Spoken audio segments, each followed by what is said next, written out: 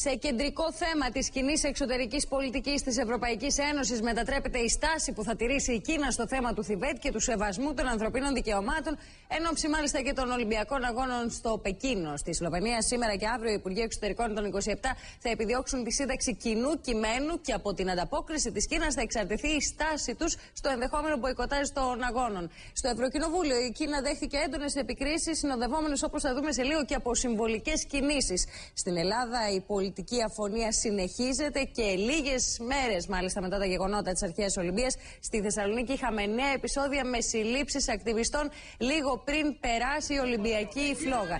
Ήδη παρακολουθούμε τα σχετικά πλάνα και έχουμε συνδεθεί με τη Ράνια Τζίμα για να μας μεταφέρεις, Ράνια, τα όσα συνέβησαν στη Θεσσαλονίκη τις τελευταίες ώρες. Σία ένταση επικράτησε κατά τη διάρκεια διαμαρτυρίας μελών της πρωτοβουλίας για το Θιβέτ. Οι ακτιβιστές προσπάθησαν να κάνουν πορεία, οι αστυνομικοί τους εμπόδισαν και λίγα λεπτά αργότερα προχώρησαν σε δύο προσαγωγές. Ενώ και τρίτη ακτιβίστρια, η οποία αντιστάθηκε και δεν ακολούθησε τους αστυνομικούς, σύρθηκε κυριολεκτικά στο έδαφος. Πριν από λίγη ώρα, παρόλα αυτά, με παρέμβαση του προϊσταμένου εισαγγελέας πρωτοδικών του κ. Φλωρίδη, οι δύο ακτιβιστές αφέθησαν ελεύθεροι. Ο οποίος κ. Φλωρίδης, Ράνια, σε διακόπτω, είχε ζητήσει από τις αστυνομικές αρχές να τηρήσουν διακριτική στάση στο ενδεχόμενο ακτιβιστικών δράσεων, σωστά? Για να είμαστε απολύτως ακριβείς, ο κ. Φλωρίδης εξέφρασε την άποψη ότι φέρεται να είπε ότι το Ολυμπιακό ιδεώδες μπορεί να συνυπάρξει με μια ειρηνική διαδήλωση. Αυτή ήταν η άποψη του εισαγγελέως. Βεβαίως τα μέτρα τάξης λειτουργήσαν διαφορετικά. Παρ' όλα αυτά οι ακτιβιστές αφέθησαν ελεύθεροι. Λίγο νωρίτερα όμως είχαμε και άλλη ένταση όταν θρησκευτικός εκπρόσωπος των βουδιστών προσπάθησε να σπάσει τον αστυνομικό κλειό και να προχωρήσει σε πορεία προς την πλατεία Αριστοτέλους όπου γινόταν η τελετή αυτής της Ολυμπιακής. Ακριβώς το πλάνο που εμείς την ίδια στιγμή παρακολουθούμε στους δέκτες μας, Ράνια, ναι. Εκείνη τη στιγμή λοιπόν οι αστυνομικοί, όπως μπορείτε να δείτε, προσπάθησαν να τον επαναφέρουν και ο θρησκευτικός εκπρόσωπος βρέθηκε να κοίται εν μέσω της οδού Τσιμισκή.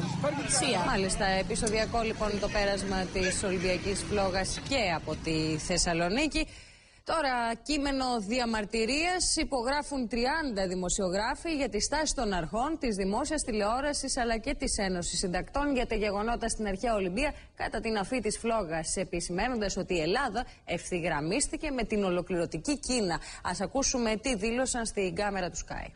Αφού δηλαδή η ΕΣΥΑ δεν φρόντισε να καλύψει τους δημοσιογράφους οι οποίοι εδιώχθησαν επί της ουσίας ή δεν φρόντισε να πάρει θέση σε ένα ζήτημα ελευθερίας ή ακόμα χειρότερα δεν διαμαρτυρήθηκε για τον τρόπο με τον οποίο αντιμετώπισαν την είδηση στην κρατική τηλεόραση ή το θέμα μετά τα πολιτικά κόμματα, κάποιος έπρεπε να το κάνει. Λογοκρίθηκε από την ΕΡΤ η διαμαρτυρία των δημοσιογράφων χωρίς σύνορα και η ΕΣΥΑ αγνοεί το θέμα. Πιστεύω ότι κάθε ελεύθερος άνθρωπος και κάθε δημοσιογράφος οφείλει να αντιδρά.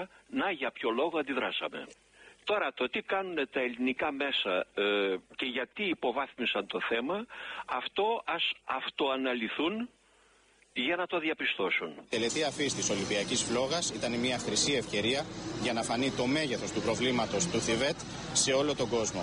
Η κρατική ΕΡΤ έκρυψε τις εικόνες στοιχιζόμενοι με τις πρακτικές του καθεστώτος της Κίνας. Η δημοσιογραφία, ή μάλλον η λογοκρισία αυτή, έπρεπε να καταδικαστεί με κάθε τρόπο από την ΕΣΥΑ. Στην περίπτωση της σύλληψης και παραπομπής σε δίκη του Γάλλου δημοσιογράφου θα έπρεπε κάποιοι άλλοι να ήταν κατηγορούμενοι και όχι ο Γάλλος δημοσιογράφος που έκανε μια ειρηνική διαμαρτυρία. Από πού και πού να βρεθεί κατηγορούμενος. Θα είμαστε και οι 50 άνθρωποι που υπογράψαμε αυτή τη διαμαρτυρία, θα είμαστε στη δίκη. Η Κίνα δέχθηκε μεγάλες επικρίσεις από μέλη του Ευρωπαϊκού Κοινοβουλίου για τη στάση της στο Θιβέτ. Οι Γάλλοι ευρωβουλευτές εμφανίστηκαν με t-shirt που απεικόνιζαν τη σημαία που σήκωσε ο Γάλλος δημοσιογράφος ακτιβιστής στην αφή της Ολυμπιακής φλόγας στην αρχαία Ολυμπία και σημαίες του Θιβέτ. Το Ευρωκοινοβούλιο πάντως απέκλεισε το μαζικό μποϊκοτάζ των αγώνων του Πεκίνου. Τη σκητάλη παίρνουν τώρα οι Υπουργοί Εξωτερικών της Ευρωπαϊκής Ένωσης, που κατόπιν πρωτοβουλίας του Γάλλου Υπουργού Εξωτερικών, τα 27 κράτη-μέλη θα επιδιώξουν να διαμορφώσουν μια κοινή θέση απέναντι στο ζήτημα.